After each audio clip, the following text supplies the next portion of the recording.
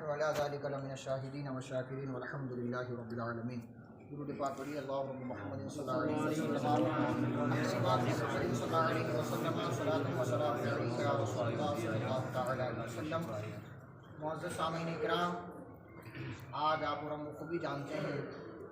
کہ وقت کے ایک عظیم غازی اور واقعی جنہوں نے اپنی زندگی کا، اپنی پوری حیات کا ایک ایک قدم اپنے خاندان اور خاص کر اپنے والد گرامی کے نقش قدم پر چلتے ہوئے گزارا۔ ایک ایسی ذات جو صرف خاص کر ہمارے علاقے میں ان کی نظر بنی ہوئی تھی، یہاں وہ ہماری رہنمائی فرما رہے تھے، مگر اس کے ساتھ ساتھ اور کئی مدارس کے آپ سرپرست تھے۔ اور ایک ایسی سادہ مزاجی کے ساتھ آج کل ہم زمانے بھر میں جیسے کئی پیر دیکھ رہے ہیں، کئی پیر ہم نے دیکھے، کئی مفتیان کرام دیکھے، ٹھیک جس طرح زمانے کے مفتیان کرام میں ہمارے مفتی اعظم منصور کی سادگی میں مثال نہیں ملتی، ٹھیک اسی طرح آج کے اس دور میں تمام پیران اعظام میں ایسے پیر کے اندر اور اتنے بڑے خانوادے سے تعلق رکھنے کے باوجود جس کی ایک آواز پر پورا خانوادہ اشرفیہ ایک جگہ جمع ہو سکتا ہے، ایسا درجہ رکھنے والی ذات ایسی سادگی کے ساتھ ہمیں کہیں دیکھنے کو دور دور تک نظر نہیں آتی۔ حضرات محترم، ایسی کئی خاصیتیں حضور پیر و مرشد کے اندر پائی جاتی تھیں کہ جب کوئی نیا بچہ بھی اچانک آپ کے پاس پہنچتا تو اسے ذرہ بھر بھی احساس نہیں ہوتا کہ میں کسی نئی جگہ پر یا کسی نئے شخص سے ملاقات کے لیے آیا ہوں۔ حال ہی میں جب آپ ربیع النور شریف کے موقع پر یہاں سے گئے تو ہر سال آپ کے خدمت کے طور پر بچے تبدیل ہوتے رہتے ہیں، تو اس مرتبہ صرف 20-25 دن جو بچے آپ کے پاس رہے تو آپ ایسا نہیں کہ کوئی پیر تھا وقت پر کسی نے خدمت کروائی اور اسے بھول گیا، بلکہ اندور ایئرپورٹ پر جا کر جب مجھے فون کیا تو باقاعدہ جتنے بچے ربیع النور شریف میں خدمت کے لیے موجود تھے ان ایک ایک بچوں کا نام لے کر مجھ سے کہا کہ بیٹا ان کو سلام بولنا، داؤد، سہیل وغیرہ سب بچوں کے نام لیے کہا ان کو سلام بولنا۔ حضرات محترم، ایسا پیر کہاں ملے گا جو خود ایک مرید کو اس کے حال پرسی کرے اور اس کی حال پرسی کرے، اسے دعاؤں سے نوازے اور اتنے مصروفیات کے باوجود اس طرح سے ہم سے بات کر لے جیسے ہم سے کوئی ہمارا عام کوئی دوست احباب بات کر رہا ہو۔ حضرات محترم، اس سے بھی پہلے ایک واقعہ اس طرح پیش آیا کہ جب اچانک میری یہاں اسی مدرسے میں طبیعت خراب ہوئی، حضرت تشریف لائے، اس سے پہلے اکثر میں ان کی خدمت میں رہا کرتا تھا، جب مجھے نہ دیکھا تو یاد کیا کہ عمران کہاں ہے، جب پتہ چلا کہ طبیعت اچانک خراب ہوئی اس طرح سے تو بلوایا، تعویذ وغیرہ بنائے اور اس طرح سے یاد کیا۔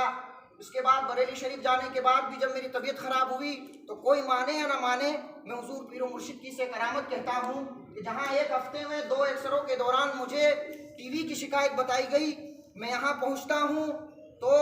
بلوایا جاتا ہے اور اس کے بعد برجستہ انداز میں حضور پیر و مرشد فرماتے ہیں کہ بیٹا کچھ نہیں،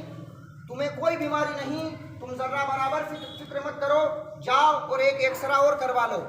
میں جب وہاں ایک ہفتے کے اندر 2 ایکسروں میں مجھے ٹی وی بتائی جاتی ہے اور حضور پیر و مرشد کے فرمان کے بعد جب میں یہاں پہنچتا ہوں ایکسرا کروانے تو پھر ڈاکٹر کو دکھانے کے بعد پتہ چلتا ہے کہ کسی چیز کی کوئی شکایت نہیں ہے۔ حضرات محترم، یہ سمجھنے والے کے لیے ایک چیز ہے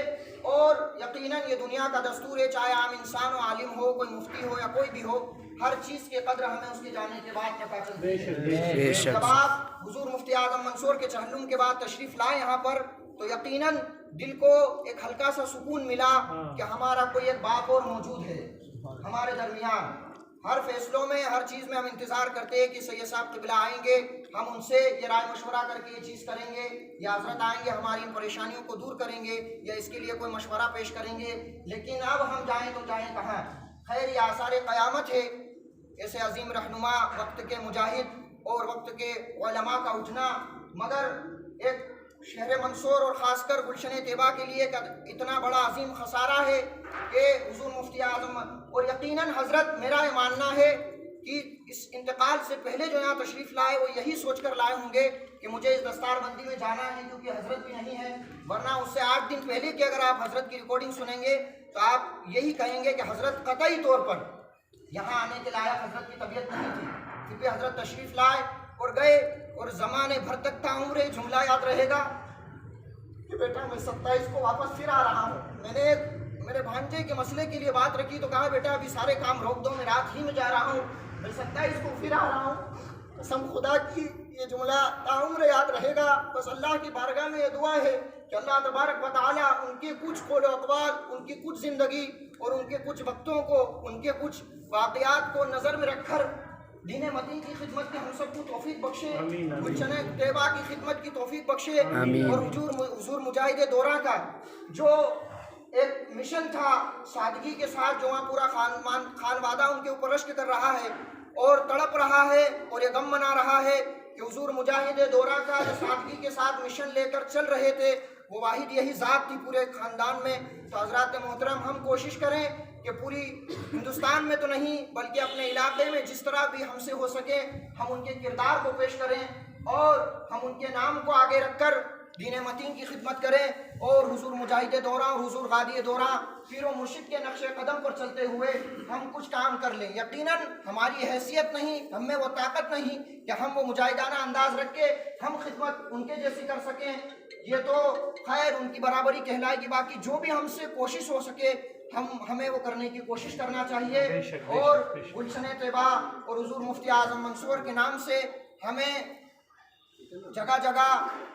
اپنے اعتبار سے جس طرح بھی ہو ہمیں دین متین اور گلشن طیبہ کے نام کے ساتھ ہمیں خدمت کی کوشش کرنی چاہیے۔ وما علینا الا البلاغ۔ السلام علیکم ورحمۃ اللہ۔